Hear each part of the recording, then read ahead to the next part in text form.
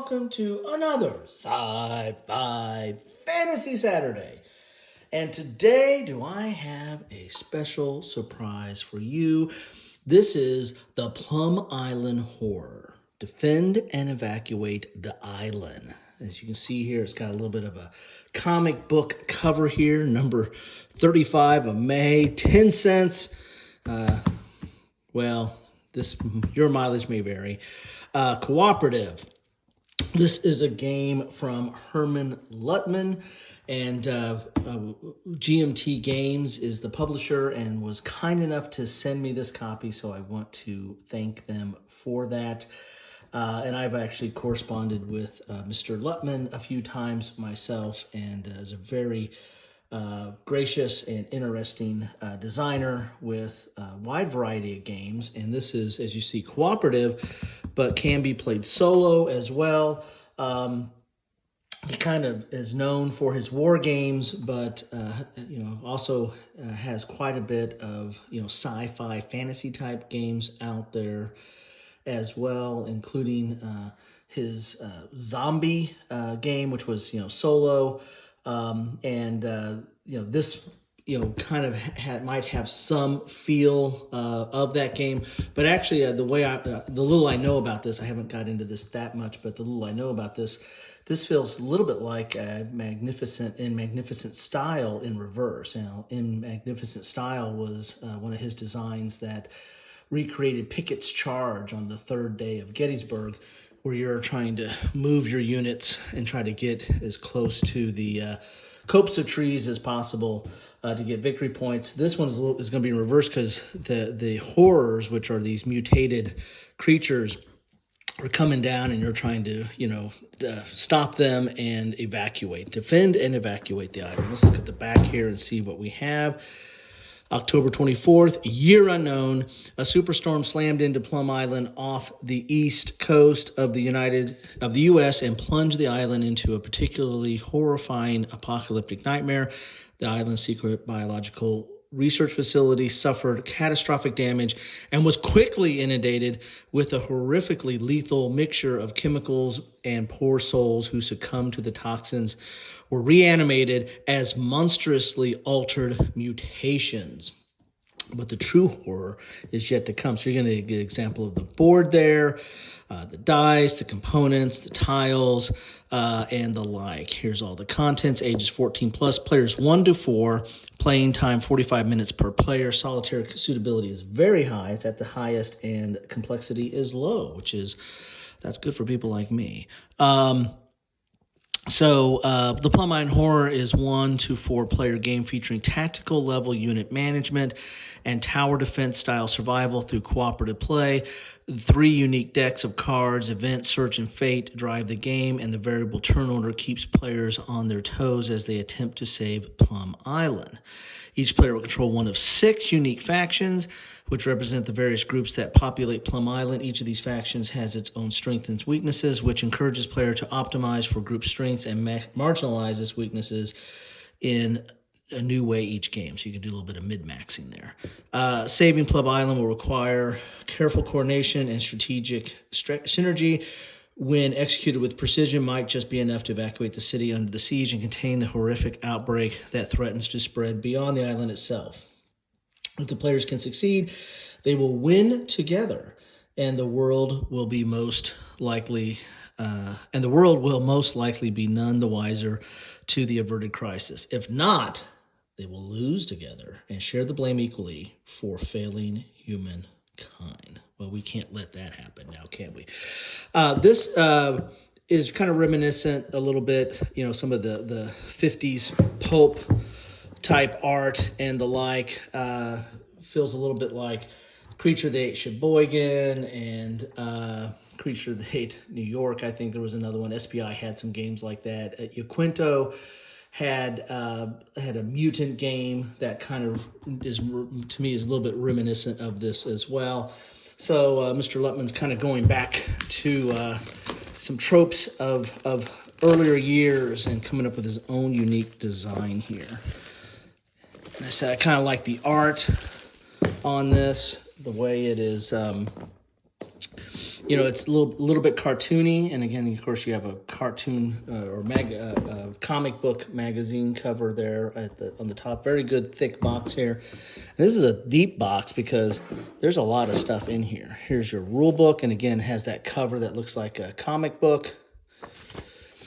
And we have a chart on the back, which again, I always like it when publishers and designers don't waste space. And so using the back of the book to me is good to put key charts in the like. So we have bridge damage, overrun points, repair table, range combat damage, and close combat damage. So probably charts you're going to refer to quite a bit. Here is the book. It's full color, a lot of cool art in here. Wow, a lot of imagery in here. So this is your game overview. Here's the components. Everything's looking really good. And as you look in here, you're going to see some of the names here might jump out as Francis Drebin, Frank Drebin, Police Squad there. So there's going to be a little bit of a little bit of Easter eggs throughout here to find out for those who watch popular culture type stuff. Maybe it's not so popular. Here's your combat dice, murder of horrors, mutation standees, game markers, turn order tokens.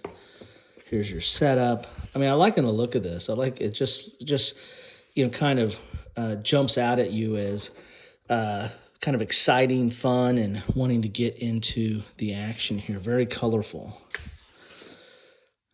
So there's your 12 steps, I guess, to get set up. Here's a setup, and then you do your first contact, because you don't know what's going on until you have that first contact, and then when you have that first contact, then you can start kind of mobilizing your troops, so to speak. So here's that board where they're going to be coming down, and you're going to be trying to stave them off and then evacuate the island. Again, kind of a reverse of a Magnificent Style and Pickett's Charge, where you're trying to go up and trying to attack the Union forces. This is kind of, at least to me, this feels like the reverse of that. Here's your gameplay sequence. It's dual column, but there are notes. There's a lot of graphics in here, and there's some notes, some key points to look at as well as you get in here. Again, very colorful. Looks relatively straightforward. And movement details, combat overview. Oop. And then here's some of those charts again, or here's some new charts it looks like here. This is all how you apply combat, victory and defeat. And then here's the game modes, 1-player, 2-player, and 3-player mode. And then you have a rules index. I always like that to refer to stuff you might have missed. So 31 pages. So, not extreme. Let's put it like this. We can see what we got here. Here's the reference guide. So that's the rules. And then you get this reference guide, which looks like it is, again, another quick play reference. Good use of the back of the book. And the reference guide is 35 pages with the glossary on the last couple of pages. And so this is, so you got the rule book, but then you've got, how to use this reference guide. So there's 7 major sections. So you got map components, special unit overview, example of play, glossary, golden rules of cooperative, glossary index, and quick reference. So this is, again, kind of a reference. You can probably play the game with just the rules, but this, lets you refer to something that if you didn't quite understand it or wanted to learn a little bit more about it or see an example of play, of course, this is going to have all that. So I kind of like that. This is not something that you have to have, but probably a very nice to have to kind of get into the details of some of the finer points. So that's kind of nice. It's a reference there. Then we have these are your faction boards, so to speak. Here are the, the Greenport Township. So we've got some people here. Ralph Norton from Honeymooners fame, Fire Marshal Bill. As you can see, there's all kinds of little tropes throughout here. These are one-sided because these will be on the board, and they're good thickness. They're almost like player aid type material, good thick boards. Island Athletic Club, Mikhail Spitz, Phil Tiger King. Here we go. All kinds of, you draw your own references or connections. There's the mutations that are going to be coming after you. Here's your Plum Island Constabulary. There's a paddy wagon in there. Here's the PIRL Security Services. Dr. Leo Bones Corey there. There's a Kevin Blart. Probably brothers Paul Blart, maybe. All right. National Guard here. There's Homer Pyle. I'm sure Herman had fun doing this stuff here. Wolverines. Okay. And then we have Sergeant Rock York there. Ellie Mae Bobby. Very cool. So then we have another board here of sorts. So this is, not an actual mounted board, but a thick board to kind of keep track of turns and buyout tracks of sorts. VIP civilians, and a quick reference on the back there. We got some counters here.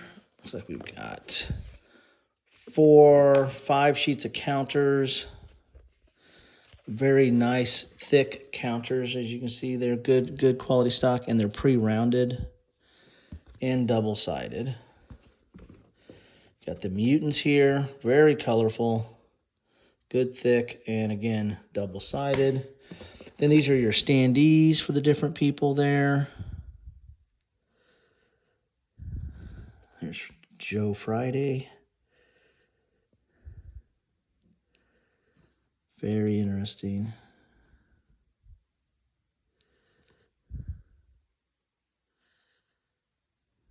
And these are, they come out real easy, as you can see there.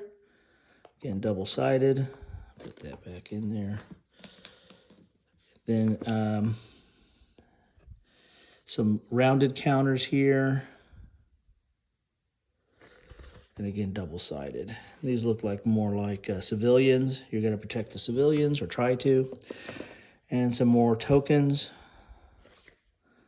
A little bit bigger, rounded, and double-sided. Then we have the board. Good, thick, mounted board. We got some cubes.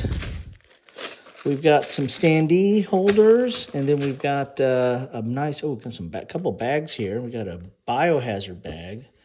Very nice. Good thickness on the cloth there. And then a gray bag.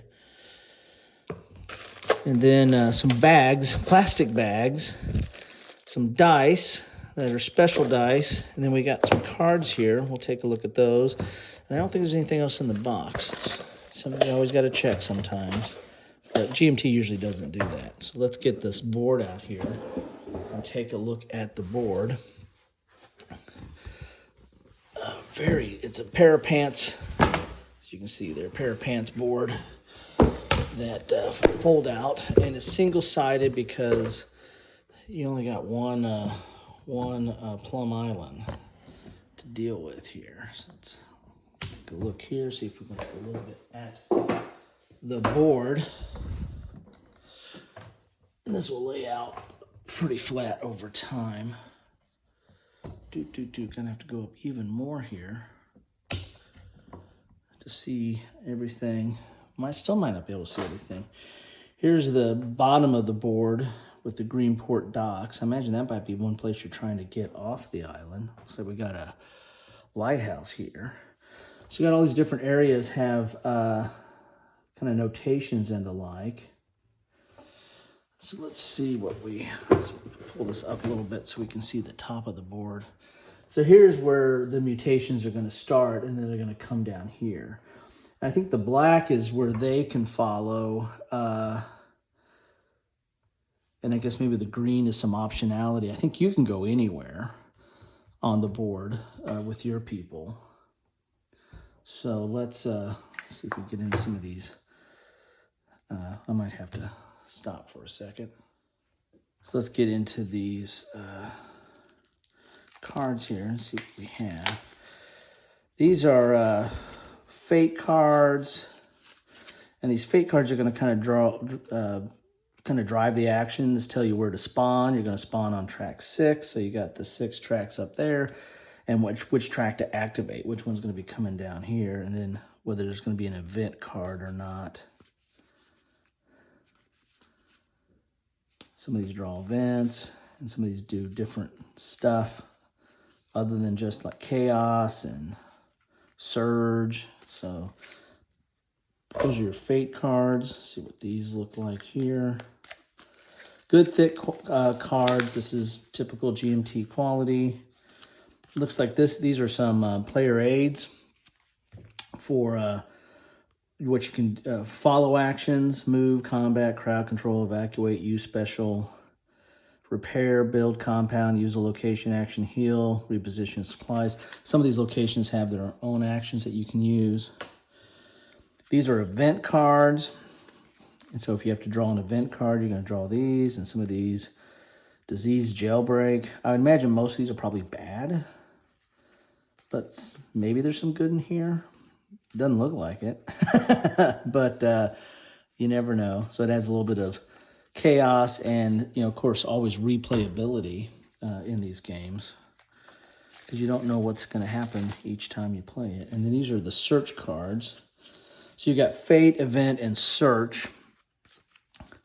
And this might be good stuff, right? Gun locker discovered. Plum Island strong. So this is probably the good stuff, right? Maybe there's some bad stuff in here too.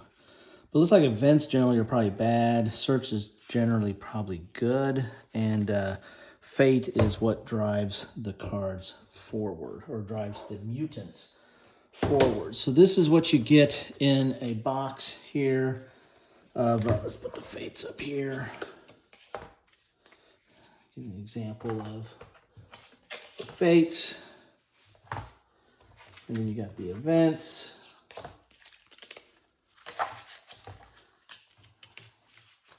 And you got the search. You got standees. You got cubes. You got dice. We don't need to put the baggies out. I got these cloth bags here to be pulling stuff out of. Then you have all the counter sheets here. I ran out of room. There's so much in here, I ran out of room for this.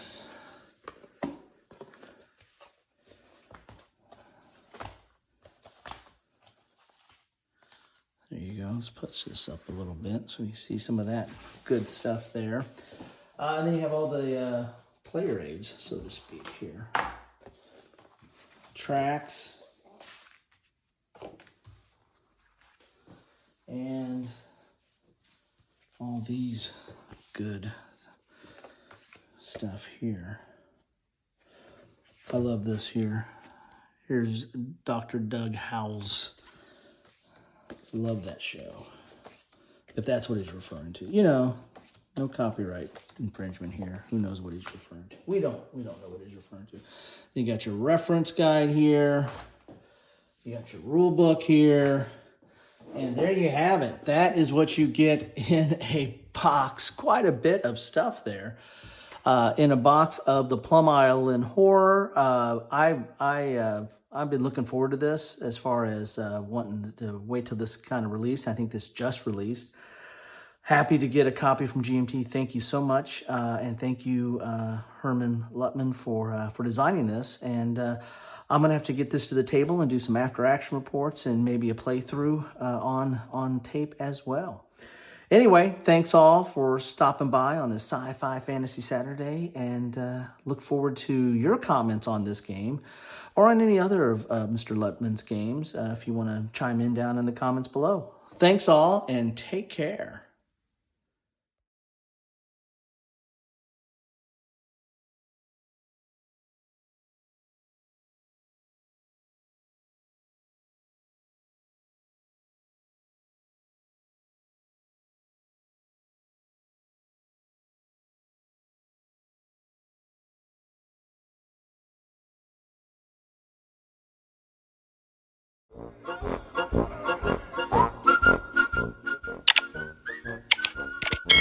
Thanks for watching.